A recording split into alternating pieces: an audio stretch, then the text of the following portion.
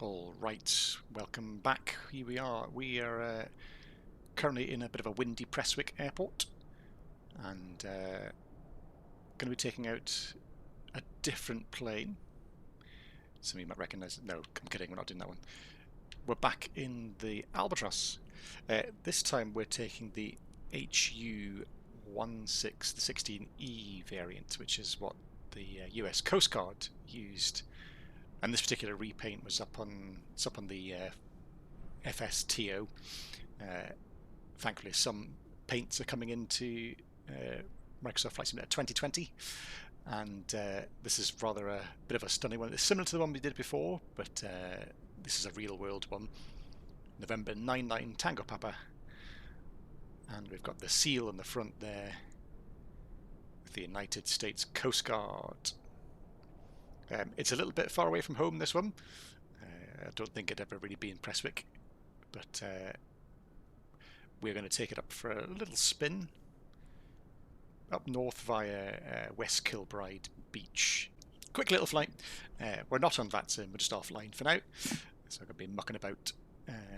And VFR is something I need to work on. It's not something I do an awful lot of on the network, so that's something I need to practice, and I'd rather do that without the distraction of making a video as well.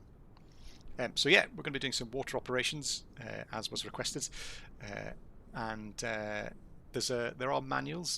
There's a big pilot's guide up online on the forums. Highly recommend you check that out. I discovered it after I made the video before, so there's a few things that we can add in from the previous video that are a bit more accurate and correct. This one's a little bit different because we also have up front this fabulous little nose cone view, which I've set up a view presets for. Right, we're going to move the drone camera over here and hop on inside. So unlike the other one, the G111, this one has the old style panel, the steam gauges, which if I'm going to be honest, is always one I prefer. I always prefer the old gauge. Don't know why, rather than seeing the big G1000s. But regardless, it still looks absolutely stunning. I mean, if we just come up to some of these gauges and the texturing, and it's brilliant. Love it. And if you've already got this product, you'll know exactly what I'm talking about. If we head down to the front, here we have this awesome little nose bay area down here, and you can get right up to the window. There's an awesome view outside. Land on the lake, land in the sea, stick your head in there. Brilliant. Also got some other views down the side in the passenger, rather luxurious passenger cabin. I had one with the gear mechanism too. If I head back in here, what also different in this variant is we have this little, I'm not going to say it's not an APU, but it's a little generator, and that works. It turns on. It just gives you a bare minimum. It won't provide enough power to start the engines, but it's enough to sort of, if you've got yourself a kitchen area or something, then it'll be enough to just give you a little bit of power to run all those little utilities like that. It's great that it comes with a little sound as well, but we don't need that, so we'll turn that off. Alright then, let's make a start. So, handy dandy flip chart here again. We're going to bring in the chocks, bring in the boarding ladder, and close the door, and that'll bring that wind noise down somewhat. So it's very similar to the G111. Some of the switches in the same place, some are not quite in the same place. So I'm going to put the battery on. I've got position lights here. Stick the inverters on.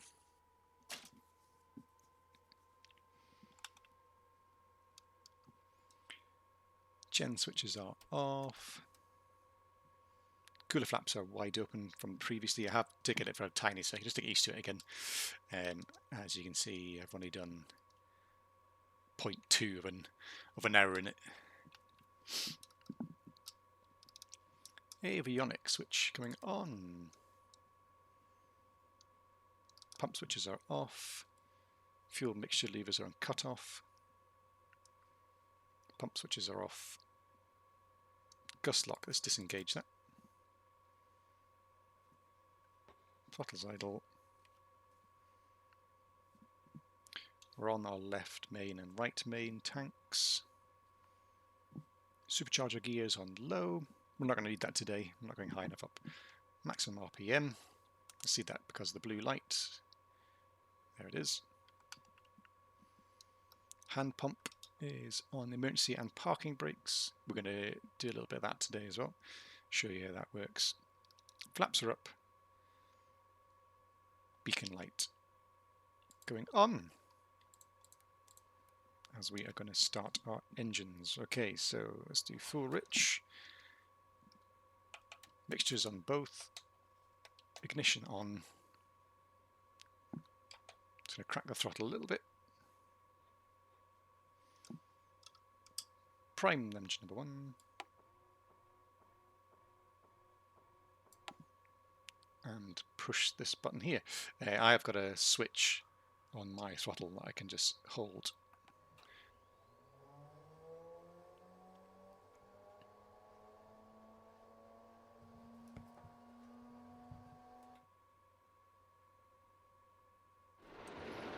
And she comes alive.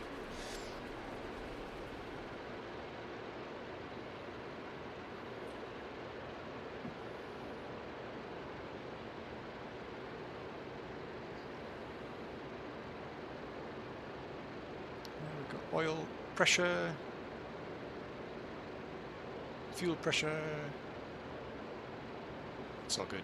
That's because we didn't put any fuel pumps on. Just forgot to do that. So it still started. So we've got fuel pressure. It's coming up. Prime. And start engine number 2.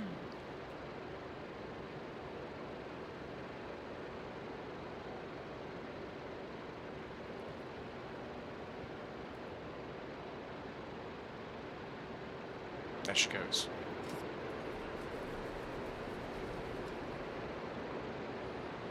Reach about 1000 RPM. Let's turn the generators on.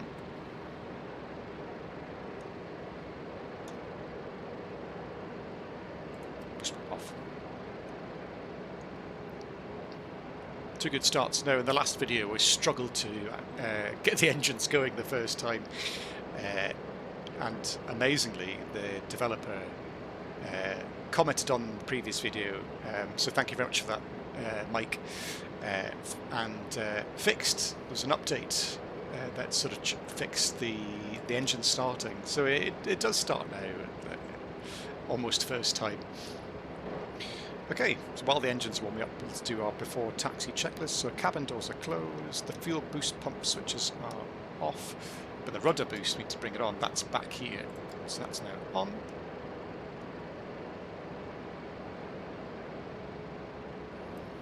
Elevator trim, you'll see that here.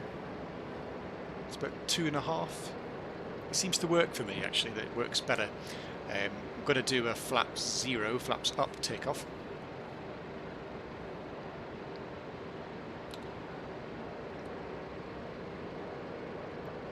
Transponder, we're set. We're not online anyway, so it doesn't really matter. And comms and radios we don't need. Although what I will do is set the Prestwick.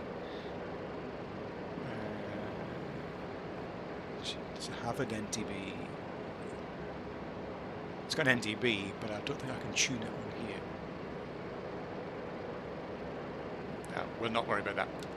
We're going visual anyway. We'll be absolutely fine. Now while we're on the ground, to put our mixture into the normal range. So you can see here we've got normal. Bring it down there.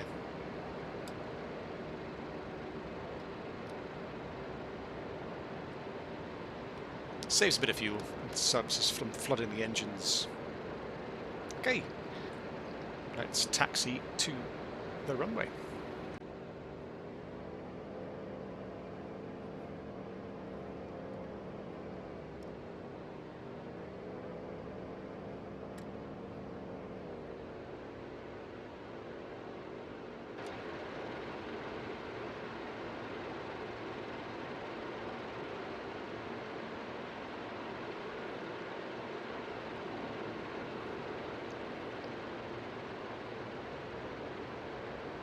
Okay, we're at the runway thresholds. Let's go through the checklist. So we've got boost pumps coming on. Pitot heat is coming on. That's down here. The landing lights on. Strobe lights. See, I don't think there aren't any strobe lights on this one. Flaps, we're going to go flap 0 takeoff. And mixture full rich. Seatbelt signs, stick them on as well. Okay, here we go. Takeoff runway 20. And then we're going to head north. A right-hand turn after departure.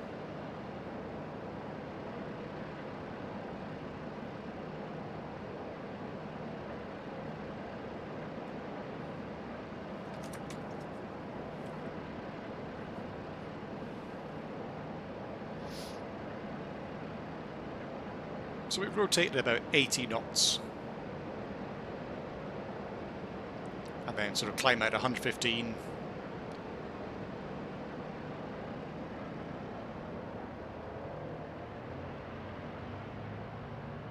Full power.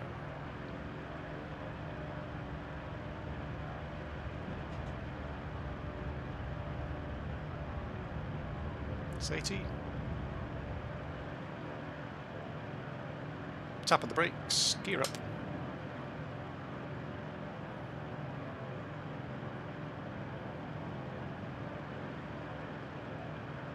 Stop pitching down for about 115. It's 105. That's 115, and we're going to reduce power to 45.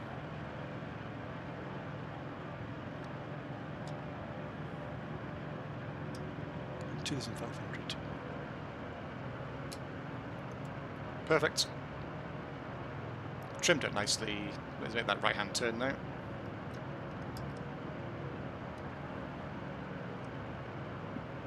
Bring that landing light off now as well. Extra drag we don't need.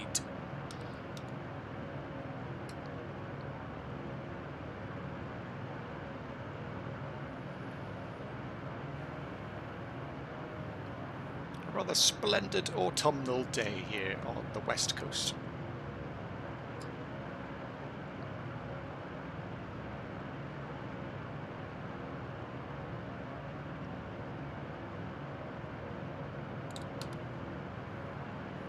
We're going to get to about 2,000 feet. Just level off.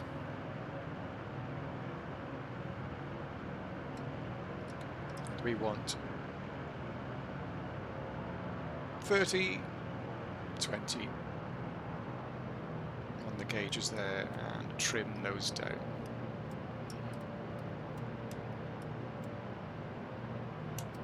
There we go.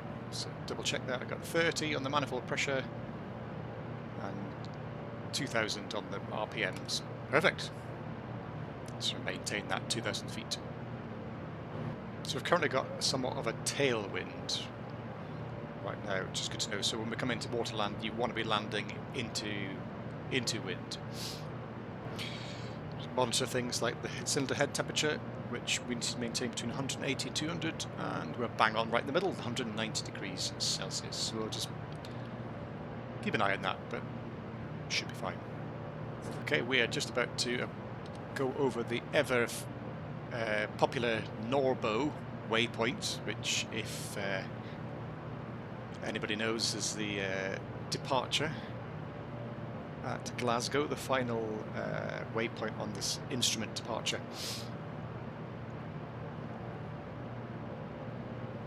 Here's Saltcoats, and then West Kilbride Beach just up there. Excellent. So we're getting kind of close to where we want to be.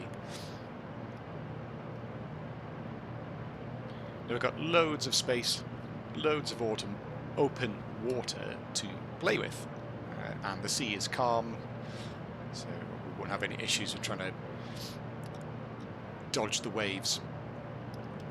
So we're going to prepare for like a descent like you would for anything else, whether it's land or water. We want to be putting the fuel boost switches on, Going to reduce our power now to 20, manifold pressure, and 2,300 RPM. 1, 2, 3. Now that descent initiated there. Let's not make it too steep.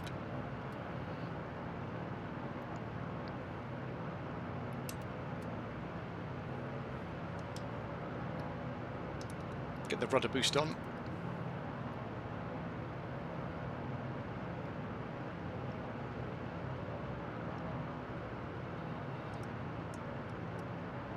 And even though we haven't had this on for a very long time, the fuel transfer, we need to make sure we turn that off before we land. So we start turning to face what we think is roughly about where the wind was coming from.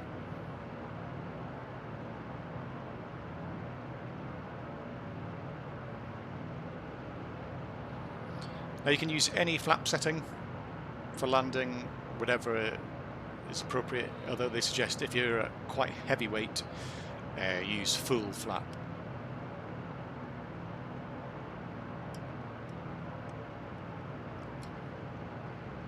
Unfortunately, we're landing into the sun. It's not ideal.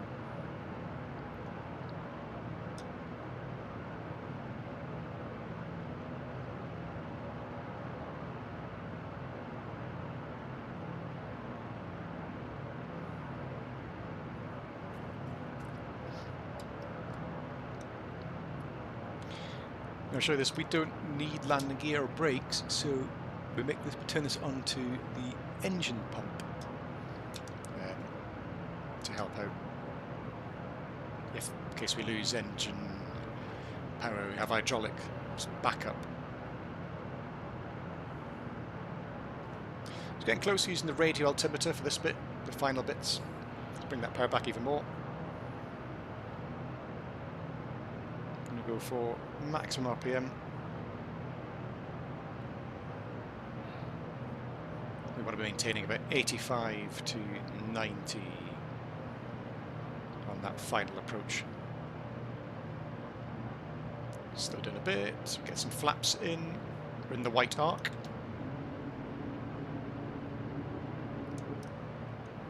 See where I've got approach flaps in. Begin the next stage in. That'll be enough for now, we don't need full flap.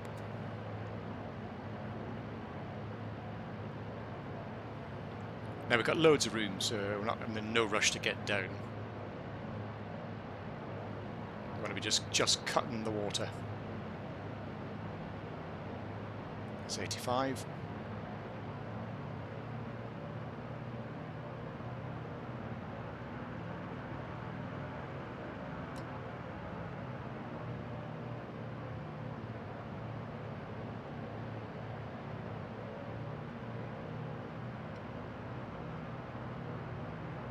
Getting close.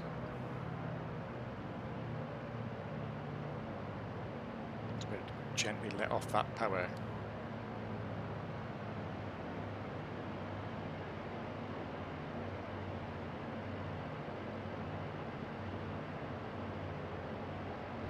There we go.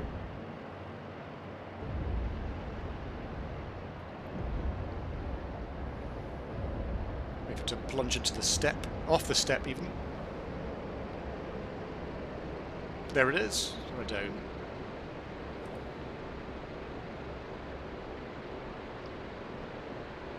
Submerged. I'm using SimFX for these, so the water effects may differ from yours. Depends if you've got SimFX or not. But I've had no problem with it. It looks great.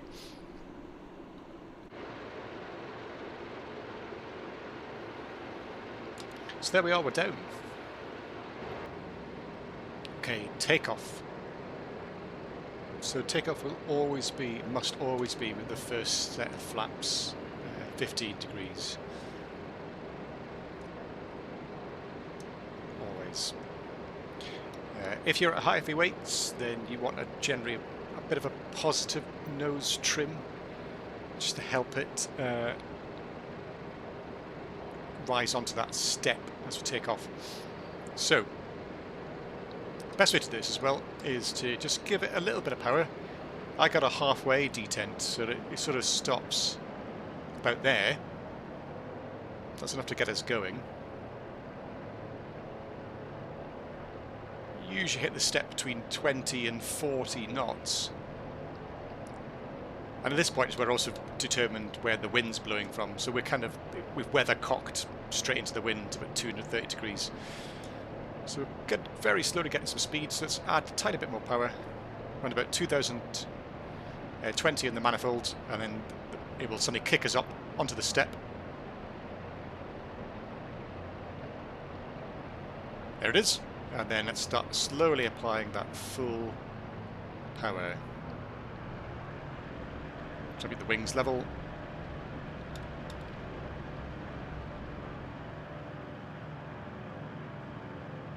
And with no input from me, she's already off at about 80 knots.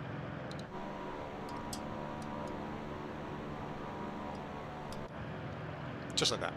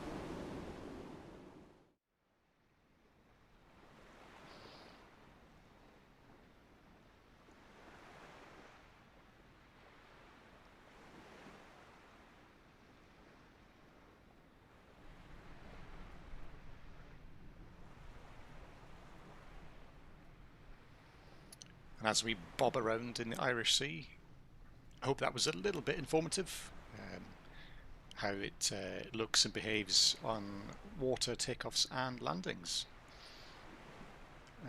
Thanks so much for tuning in again, and we'll see you again in the next one. Bye for now.